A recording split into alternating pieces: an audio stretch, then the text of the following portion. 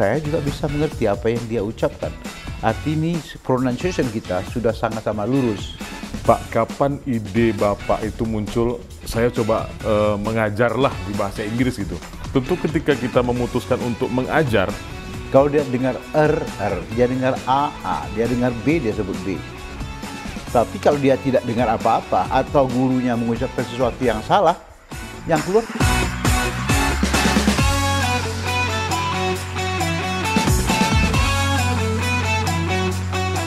Selamat datang di dunia nyata, karena ini bukan mimpi. Pak Samsul Rizal. Assalamualaikum warahmatullahi wabarakatuh. Pemirsa Harian Televisi dimanapun Anda berada. Senang sekali kita berjumpa kembali dalam program podcast Bukan Mimpi. Nah, jika kita membicarakan tentang sosok yang satu ini, akan banyak hal yang menarik yang akan kita jumpai. Selamat malam Pak Sam. Malam, Assalamualaikum warahmatullahi wabarakatuh. Waalaikumsalam warahmatullahi wabarakatuh. Siapa sangka beliau yang saat ini menjabat sebagai Wakil Ketua di Komisi 2 DPR RI ternyata pernah menjadi guru les bahasa Inggris. Oh iya. Ini coba diklarifikasi Pak, benar atau bagaimana nih Pak info yang kami dapat ini Pak? Ya, memang sangat benar adanya. Oke. Ya, karena dulu kita kuliah itu tidak rutin dibiayai oleh keluarga atau orang tua. Jadi kita mesti juga mencari tambahan-tambahan penghasilan. Oke. Satu dari sisi yang saya bisa manfaatkan adalah menjadi guru bahasa Inggris yang sifatnya private, yang mendatangi rumah-rumah buat tempat yang memerlukan guru bahasa Inggris private ini. Dan saya datang ke beberapa tempat. Dalam seminggu itu ada 3 tempat atau 4 tempat rumah yang saya kunjungi untuk mengajarkan putra-putri mereka dalam berbahasa Inggris. Nah itu dia. Kalau kita boleh tarik ke belakang Pak, mulai Bapak jatuh cinta dengan bahasa Inggris ini kapan Pak? Kalau bisa diceritakan Pak. Mulanya memang sejak kami masih sangat kecil sekali ketika itu. Kita punya kegandrungan ya, hobi menonton televisi. Ketika masih kecil-kecil di Bengkalis dulu kan itu ada TV Malaysia. Oke. Apa yang membuat saya menarik itu adalah bagaimana kita bisa menguasai film-film yang diputar yang menggunakan bahasa Inggris. Betapa nikmatnya ketika itu kalau kita bisa mengartikan langsung tanpa membaca teks ketika kita nonton film Amerika atau film apapun yang ada di televisi Malaysia ketika itu. Walaupun itu hitam putih, tapi kegandrungan nonton TV ketika itu menjadikan saya punya cita-cita lain. Bagaimana menikmati film yang dibahasakan dengan bahasa Inggris tanpa membaca teks. Nah ini yang memacu saya untuk harus bisa berbahasa Inggris ketika itu. Ini yang Pak Sam, kita tahu di zaman itu kan metode pembelajaran bahasa Inggris tidak seperti sekarang ini, tidak semasif sekarang ini. Kalau anak-anak sekarang kan selain mereka mendapat pelajaran di sekolah, mereka juga bisa buka handphone, belajar di Google ataupun YouTube dan lain sebagainya, bisa belajar gitu. Kalau Pak Sam dulu kan terbatas Pak. Bahkan untuk di sekolah-sekolah kampung itu sendiri, itu bahasa Inggrisnya sangat minim. Nah, kapan Bapak mulai belajar itu dan dari mana Bapak belajar bahasa Inggris, Pak? Ya, pertama dari kecenderungan tadi itu untuk menonton film ya. Oke. Kemudian saya memperkaya vocab saya dari membaca buku. Oh.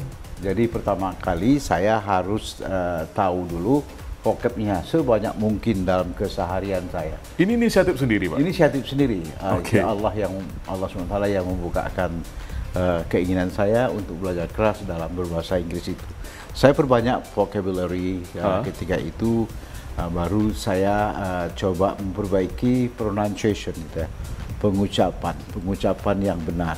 Sebab saya berpikir ketika saya sudah masuk ke sekolah menengah atas ya, kelas 1, kelas 2, saya mulai mendalami karena di situ juga ada guru bahasa Inggris kita. Saya mulai mengatakan dalam hati saya, kalau kita berucap sesuatu yang mereka tidak mengerti, apalah gunanya kita berbahasa, dan itu tidak akan ada komunikasi. Karena bahasa itu kita tahu persis adalah untuk alat komunikasi. Oh, jadi kalau kita tidak mengerti apa yang mereka ucapkan atau mereka tidak mengerti apa yang kita ucapkan, adalah sia-sia dan tujuan komunikasi tadi gagal gitu. Gagal komunikasinya. Itulah yang pelan-pelan saya dalami. Dan dulu yang lucunya saya sangat kagum pada orang yang bisa berbahasa Inggris. Siapa guru pertama Bapak yang Bapak ingat nih yang pertama ngajarin Bapak bahasa Inggris nih? Dulu saya kagum aja pada orang bisa ya, orang tua bahasa Inggrisnya, kok bisa orang tua bahasa Inggris. Ini yang mendorong saya untuk bisa berbahasa Inggris. Jadi begitu saya selesai SLTA, saya sudah mulai melatih speaking saya gitu, dan listening saya. Nah, akhirnya waktu saya kuliah, saya mengambil les dulu ketika itu, saya sudah mulai kuliah. Saya coba mengambil les, saya memperbaiki total ya yang namanya pronunciation, pengucapan tadi, agar apa yang saya ucapkan itu benar dan bisa dimengerti oleh mereka. Kalau pronunciation kita sudah betul, kita akan bisa dimengerti mereka. Ketika mereka juga udah betul pengucapannya sama-sama lurus, artinya kita sudah saling lurus nih, sudah saling benar, bisa kita berangsur-angsur berkomunikasi. Itu yang mengawali saya untuk bisa berkomunikasi di dalam bahasa Inggris. Nah, ketika saya les itu kita dicambuk, dicemeti untuk bisa bertemu dengan native speaker.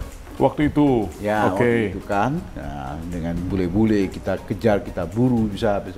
Akhirnya itu memang menjadi pendorong utama kita. Ketika si bule mengerti apa yang kita ucapkan, itu yang membuat kita tercambuk. Kapan pertama kali Bapak mencoba keberanian Bapak untuk berbicara langsung kepada orang luar begitu Pak? Pada orang luar. Waktu saya kuliah di tingkat 1 tahun 74-75 itu. Udah lama sekali. Lama sekali saya bertemu dengan bule ketika itu, entah di mana, di sebuah pertokoan. Sebuah pertokoan, dia belanja, saya memberanikan diri saja. Kebetulan saya sedang memfotokopi. Ini nggak kenal ceritanya Pak ya? Nggak kenal. Nggak kenal. Kebetulan jumpa bule gitu ya? Jumpa bule, dia sedang memfotokopi juga, saya memfotokopi juga, berdiri ngantri untuk difotokopikan. Dulu kan fotokopi itu kan agak sedikit langka juga ya, terhitung juga barang mewah juga. Jadi kita ngantri fotokopi. Sambil ngantri itulah saya bertanya kepada dia. Rupanya dia merespon dan dia mengerti apa yang saya tanyakan itu. Timbul rasa percaya diri kita itu yang paling penting dulu. Rasa percaya diri saya bahwa saya kepada apa yang saya ucapkan mereka mengerti. Kemudian dia coba mengucapkan, saya juga bisa mengerti apa yang dia ucapkan. Arti ini pronunciation kita sudah sama-sama lurus. Baru saya pahami berikutnya, bahwasanya pembelajaran apapun bahasanya itu dari listening. Pendengaran. Ya, jadi kuncinya berbahasa Inggris itu atau berbahasa apapun itu berawal dari listening. Ya, itu dia. Pak, kapan ide Bapak itu muncul, saya coba mengajarlah bahasa Inggris gitu? Tentu ketika kita memutuskan untuk mengajar, otomatis kita sudah yakin nih Pak, kita sudah paham. Itu kapan ide itu muncul dan berapa orang awalnya murid Bapak Pak? Ya, saya ceritakan sejarah sesungguhnya. Ketika saya memfotokopi surat, saya berbincang dengan orang bule itu, dengan bule tadi itu, rupanya ada pihak atas kehendak Allah ini saya yakin itu, ya, yang menjadikan ini sebagai sebuah skenario jalan hidup saya. Si pemilik toko ketika itu tidak usah saya sebutkan, melihat apa yang saya ucapkan, akhirnya mereka tertarik ketika itu, Bang, dia panggil, kami itu sebetulnya perlu mencari guru bahasa Inggris, karena kami itu bertiga dengan teman saya itu, dia yang bercanda, ini orangnya dia pukul badan saya, ini orangnya yang jago bahasa Inggris itu Pak. Padahal saya kan baru sepatah dua patah kata, tapi karena setahu dia kita sudah bagus ya. Sudah bisa komunikasi sudah gitu bisa Pak? Komunikasi. Saya belum merasa apa-apa, tapi itu barangkali dilihat dari luar orang mengatakan kita bisa, saya belum puas gitu kan. Saya belum merasa apa-apa karena saya belum puas dengan apa yang saya miliki. Nah inilah pertama kali mereka minta saya mengajarkan bahasa Inggris di kediaman mereka. Oh awalnya? Awalnya itu karena tertarik mereka kumpulkan ada sekitar 6-7 orang ya yang meminta saya mengajarkan bahasa Inggris. Saya memaksakan diri karena sudah diapakan oleh teman tadi itu. Akhirnya keterpaksaan diri itu membuat saya terpaksa harus belajar keras. Setidak-tidaknya vocabulary yang berkaitan dengan lingkungan tempat saya mengajar itu harus sudah saya tahu. Oh jadi ini semakin memicu Bapak ya untuk lebih paham lagi bahasa Inggris. Saya katakan tadi itu adalah atas kehendak Allah. Cuman saya tadi itu memang dari kecil pengen ngejar itu. Sudah ada niat tadi dari kecil? Sudah ada dari kecil. Allah bukakan jalan? Bukakan jalannya, saya luruskan saja. Padahal pertama kali itu kita berbincang sama bule itu, saya jadi pede karena mereka mengerti apa yang saya ucapkan. Kemudian saya pun jadi pede, dia mengerti apa yang saya ucapkan. Akhirnya di ruang belajar itu saya mesti tahu apa-apa yang ada di ruang belajar. Oh, bunga, flower. What color is flower? What this one? Bunganya kenapa kecil? Bunga kenapa besar? Bahasa Inggrisnya. Kemudian ada taplak meja. Oh, di sini Inggris ini taplak meja. Meja. Ada lagi di ruang belajar itu saya harus tahu. Sailing apa segala macam kan. So, kalau tidak ditanya mereka ya, mau bicara lah, mereka kan anak gadis semua. Oh anak gadis semua ini murid? Anak buat gadis semua, anak murid. Bapak waktu itu masih bujangan? Saya masih bujangan dan sedang belajar. Ini makin memotivasi untuk ngajar. Itu yang buat motivasi kita harus belajar keras gitu ya. Saling merasa ada malu kelapa. Yang dahsyatnya lagi, rupanya yang punya rumah, kakaknya itu, abangnya itu jago bahasa Inggris. Jadi ini yang memicu saya untuk meyakinkan mereka bahwa guru bahasa Inggris mereka itu memang bisa berbahasa Inggris. Jangan sampai nanti dites sama si abang tadi. Kita nggak tahu. Betul. Akhirnya itulah yang membuat saya pelajar bahasa Inggris, dan akhirnya ada bahasa yang diajarkan oleh guru saya dulu. Kita harus tinggi seranting, harus maju selangkah dengan siapapun yang menjadi teman sejawat kita atau kawan sekerja kita. Itu juga yang menjadi alat pemicu saya. Dengan apa saya harus tinggi seranting, dengan apa saya harus maju selangkah dari orang lain. Itulah yang membuat saya harus memajukan diri. Saya kursus bahasa Inggris kemana-mana saya bawa buku belajar itu. Dalam mobil saya baca buku vocabnya tentang apa, ini apa, ini apa, ini apa, sampai hafal di luar kepala. Walaupun itu sebetulnya kan didapat dari percakapan. Kalau saya mendapatnya karena tidak ada lawan bicara, dapatnya dari menghafalnya, membacanya dari buku. Baru sesudah ada sedikit kemajuan, saya pakai tape recorder, saya masukkan, dan ada tag bahasa Inggrisnya untuk melatih listening saya ketika itu. Dan mulai maju, dan ketika saya bekerja sebagai pegawai negeri di kantor gubernur, selalu saja alhamdulillah mereka tahu tentang siapa saya dalam hal berbahasa Inggris. Ada enggak Pak keistimewaannya itu Pak ketika Bapak menguasai bahasa Inggris tadi seperti yang Bapak sampaikan tadi, agak maju selangkah dari para teman ataupun tinggi seranting tadi, ada enggak ketika Bapak bekerja menjadi seorang PNS dan Bapak mahir bahasa Inggris, ada enggak keistimewaan Bapak? Ada, sangat ada.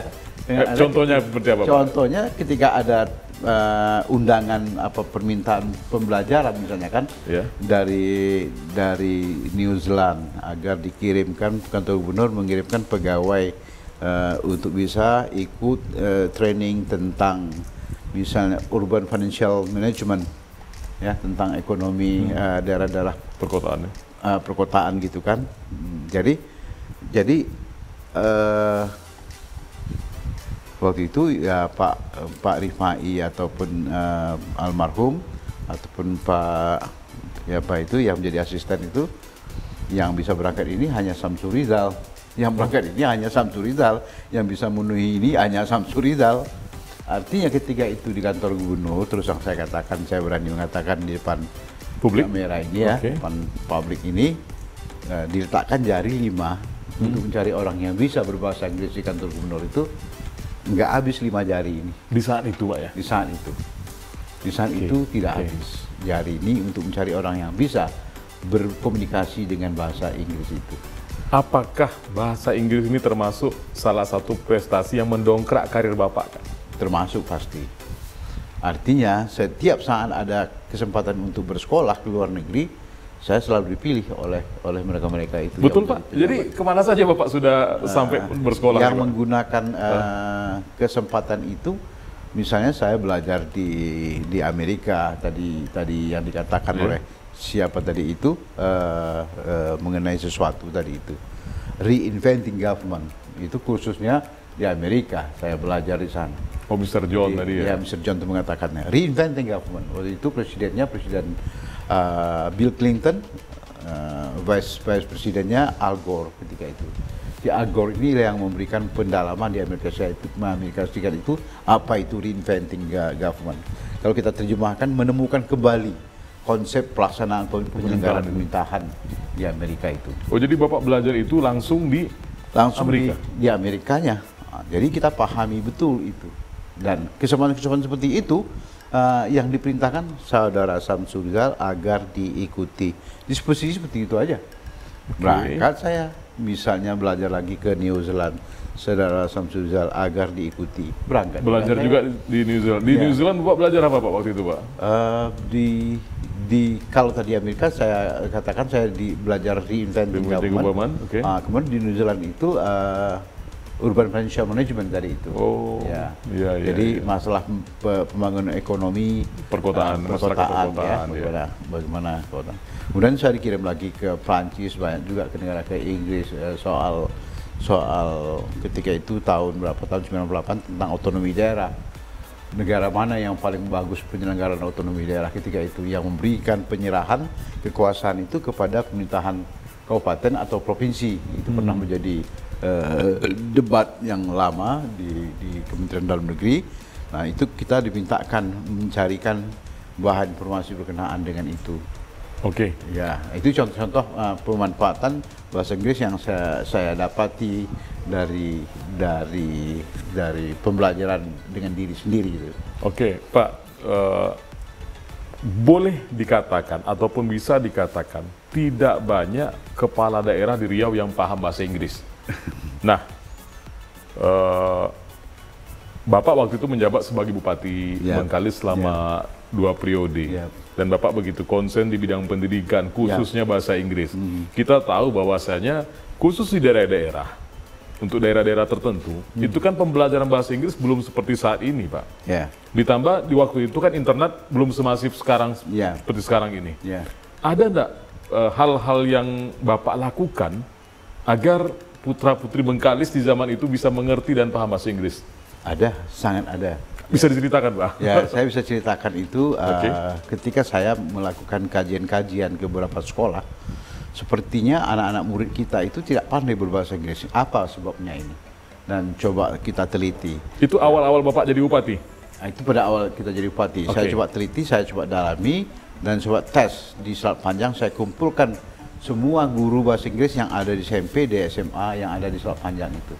Saya panggil mereka, kemudian ada beberapa orang saya suruh ke depan, saya tes berapa orang kira-kira yang ibu sudah bikinkan orang anak-anak ini, berapa tahun dah bapak ibu ini mengajar. Mereka menjawab ada 30 tahun, ada 20 tahun, ada 15 tahun. Berapa orang yang sudah bisa ibu bikinkan orang itu bisa berbahasa Inggris, saya bilang. Ada 50%, mereka menjawab tidak ada. Ada 30%, mereka jawab tidak ada. Ada 10%, mereka jawab tidak ada. Bagaimana ibu mengajarkan ini sudah 30 tahun tapi tak ada satupun orang yang bisa berbahasa Inggris? Karena kami tidak membikinkan mereka itu bisa belajar, karena kami pun bisa bicara. Karena kami pun sendiri tidak bisa bicara bahasa Inggris. Sementara tugasnya mengajar bahasa Inggris. Tugasnya mengajar bahasa Inggris. Oke. Nah, itulah ironis sekali kejadian ini, Pak. Itulah kan yang membuat kita perlu melakukan perubahan. Saya lakukan perubahan. Kenapa? Karena setelah kita tes mereka memang betul-betul tidak bisa bicara Inggris. Jadi karena metode pembelajaran yang mereka berikan itu ketika itu keliru.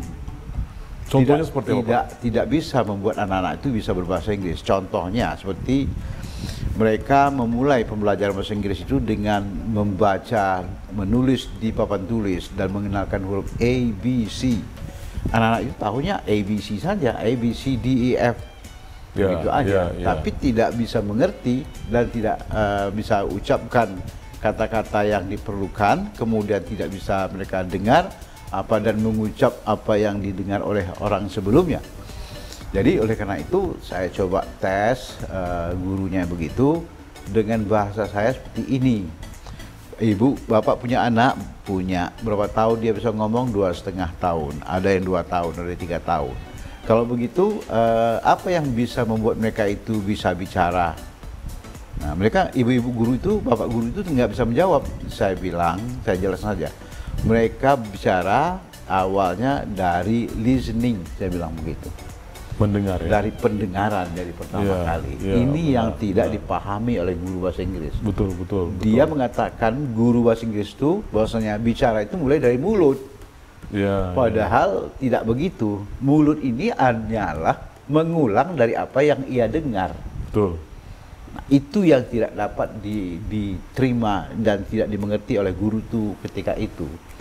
Saya katakan contohnya, kalau emak bapaknya orang Cina, anak bisa bahasa apa? Bahasa Arab atau bahasa Cina? Bahasa Cina. Bahasa Cina. Okay. Kalau emaknya bapaknya itu India, anak bisa bahasa apa? Bahasa India. Kalau emak Arab, emak ayahnya bisa dari Inggris, anak bisa bahasa Inggris. Kalau emak ayahnya orang Melayu, emak anak-anaknya bisa bahasa Melayu. Kenapa? Karena yang hari-hari didengarnya adalah bahasa-bahasa itu, bahasa-bahasa induknya. Itu yang kita sebut dengan apa tadi itu, mother pengucapan oleh ibunya itu. Jadi oleh karena itu kekeliruan inilah yang kita coba obati, bahwasanya pemahaman kalau kita mau mengajarkan bahasa Inggris haruslah hari-hari noun, word tentang kata-kata Inggris itu harus masuk ke telinga mereka. Harus itu yang diterima dan diulangnya dengan mulut mereka. Kalau hari-hari itu didengarkan ke pendengar mereka, maka mereka itu akan bisa berbahasa Inggris. Tapi dengan kata-kata bahasa Inggris. Kalau kita mau mengajarkan bahasa India atau bahasa Pakistan atau bahasa Arab, hari-hari pula disumbat ke telinga itu bahasa-bahasa yang bersangkutan. Otomatis si anak itu akan meniru apa yang dia dengar. Tapi karena selama ini dia tidak pernah mendengarkan guru-gurunya bicara, kecuali gurunya A, B, C, itu saja yang bisa dia mengerti. Karena ternyata guru itu tidak bisa bicara Inggris. Akhirnya ketika saya menjadi bupati, saya panggilkan guru dari Australia. Langsung, Pak? Nah, artinya beberapa bulan, beberapa tahun setelah itu saya panggilkan gurunya dari Australia. Kita didik beberapa guru bahasa Inggris untuk berbahasa Inggris. Ini perlu diperjelas, guru dari Australia itu memang orang Australia yang Bapak bawa ke sini atau orang kita yang pernah belajar di Australia? Tentu kalau orang kita di belajar Australia kan akan sangat mahal. Jadi saya hanya memanggil 3 atau 4 orang guru Australia ketika itu. Mereka itulah yang mengajarkan guru-guru bahasa Inggris kita yang dari bule begitu.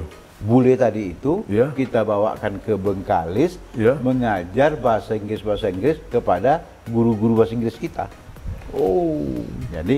Jadi guru-guru bahasa Inggris tadi inilah belajar beberapa bulan dengan bule tadi itu, sehingga mereka punya kepercayaan diri untuk berspeaking, bercakap sama bule, dan akhirnya dia sudah itu kita suruh masuk kelas. Nah, ini perubahan yang kami lakukan. Kita sudah perintahkan kepada guru yang sudah belajar tadi itu, wahai ibu guru, jangan bawa kapur ke dalam ruangan. Jangan bawa apa-apa ke dalam ruangan. Bukannya guru memang kalau belajar itu bawa kapur, nulis, sudah. Ini dia kan ditugaskan mengajar bahasa Inggris. Dia yang kita mintakan hanya speaking and listening untuk anak-anak. Ini agak unik nih, Pak. Anak dan listening anak-anak. Speaking and listening kepada anak-anak. Begitu saja? Begitu saja setiap hari selama kelas 4 ya, sampai kelas 6, 3 tahun. Kelas 5 sampai kelas 6, 2 tahun. Ya. Anak-anak itu selama 3 tahun dia hanya dengar ibu tuh ngomong Inggris. How are you feeling today? Oke. I'm feeling well. Terus artinya kita jelaskan. Dia tidak boleh memperkenalkan hurufnya apa yang dia ucapkan. Dia hanya mengatakan dengan bahasa Inggris. Anak itu diminta mengerti dan mengulang percakapannya itu. Begitu. Selama 3 tahun anak-anak itu bisa mengerti dan bapak guru, ibu gurunya pun lancar bahasa Inggrisnya karena dia tiap hari berbahasa Inggris dan dia tidak boleh membawa kapur. Boleh anak itu nanti kenal dengan apa yang dia ucapkan setelah dia SMP. Oh, ada tahapannya buat ya? Ya, atau kelas 2 SMP. Yang paling bagus dia kelas 2 SMP. Kalau perlu kelas 1 SMP itu masih dibuat juga metoda itu. Dia tidak boleh kenal bicara terus. Baru nanti setelah kelas 2 SMP, oh tulisan tiger itu tiger. Ya. Oh tulisan one itu one one gitu. One. Baru oh lion itu tulisannya lion. Bridge itu tulisannya jembatan, tulisannya bridge. Itu di tahap berikutnya ternyata. Berikutnya dia sudah tidak peduli lagi dengan tulisan-tulisan itu. Dia taunya jembatan itu bridge. Orange itu tulisannya orange, tapi dia sudah tidak peduli dengan orange itu lagi. Dia taunya yang jeruk itu orange. Ya. Would you give me orange? Misalnya seperti itu kan. Silakan tolong kasihkan aku jeruk itu atau apa segala macam. Jadi orang tuh sudah bisa bicara aja lagi. Waktu itu kan saya tes anak-anak itu. Nah, Ibu, ini anak-anak kita panggil 10 orang waktu di sel panjang itu. Yeah. Panggil 10 orang, ikutkan apa yang saya ucapkan. Saya bilang, apa bahasa Inggrisnya? Saya pergi ke pasar. Nggak ngerti anak itu. Saya pergi ke pasar, apa bahasa Inggrisnya? Nah, Ibu guru lihat, anak-anak ini nggak ngerti kan? Apa bahasa Inggrisnya? Saya pergi ke pasar. Nah, sekarang hitung berapa detik. Ikut Bapak ya, ikut. I want to go to market. Come on, once more. I want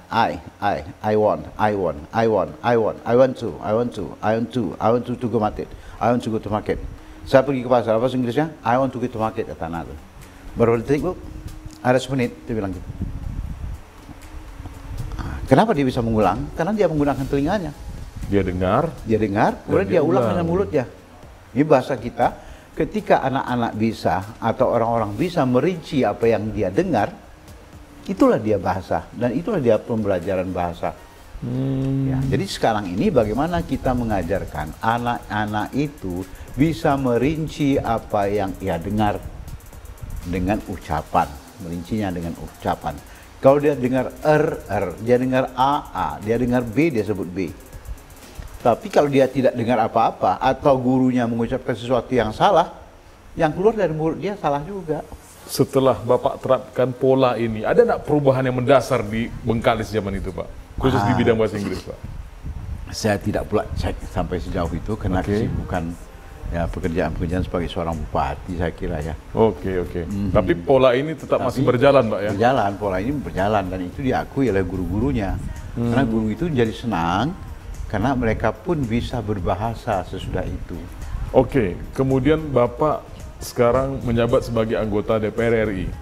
Yang kita tahu bahwasanya DPR RI ini kan hubungannya kadang-kadang ke luar negeri nih, Pak. Ya. Sering kunjungan-kunjungan.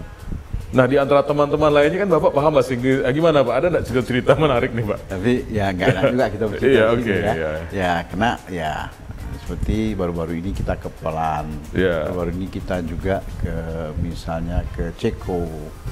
Ya, berbeda lah antara tampil saya dengan tampilan teman-teman. Gitu. Tapi yang jelas bahasa ini mempermudah komunikasi kita, Pak. Sangat mempermudah. Ya, apalagi untuk bahasa sehari-hari ya. Kita sangat mudah sekali kalau sekedar untuk berbelanja. Bahkan tempoh hari itu kita di Polandia itu diskusi soal masalah pertanahan. Artinya kita bisa tahu ya apa kebijakan sistem pertanahan yang ada di Polandia ketika itu kita diskusikan.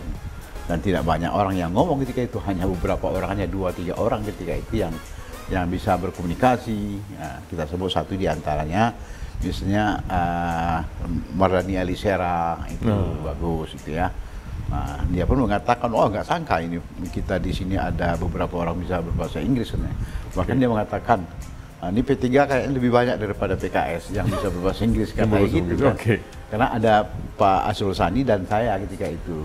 Yang bisa aktif berbahasa Inggris. Ya, dua, sementara dia PKS sendiri. Oke, Pak. Tadi kita sudah bercerita panjang lebar soal kecintaan Bapak terhadap bahasa Inggris, perjalanan Bapak yang juga dipengaruhi oleh bahasa Inggris tadi, dan sampai akhirnya Bapak menerapkan pola pendidikan itu sendiri dan merubahnya, merevolusinya yang di Bengkalis di saat Bapak menjadi bupati.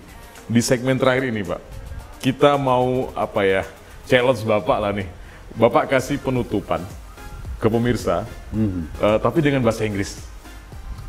Bahasa penutupnya ya mungkin seberapa penting sih bahasa Inggris gitu lah. Nasihat-nasihat Bapak tentang bahasa Inggris. Silakan, Pak.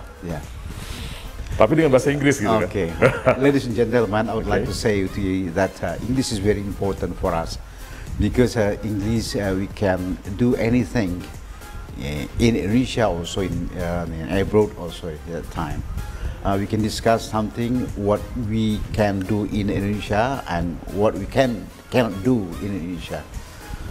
English is very important. So I have a suggestion to the young people, to the next generation, that English is very important for us.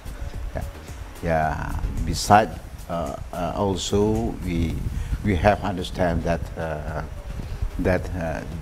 agama is very important also. But English not so that. English also is important also. So I have a suggestion. So English we get from the listening. This is the way how to study English well. Luar biasa. Selamat datang di Dunia Nyata. Kan ini bukan mimpi, Pak Samsul Rizal.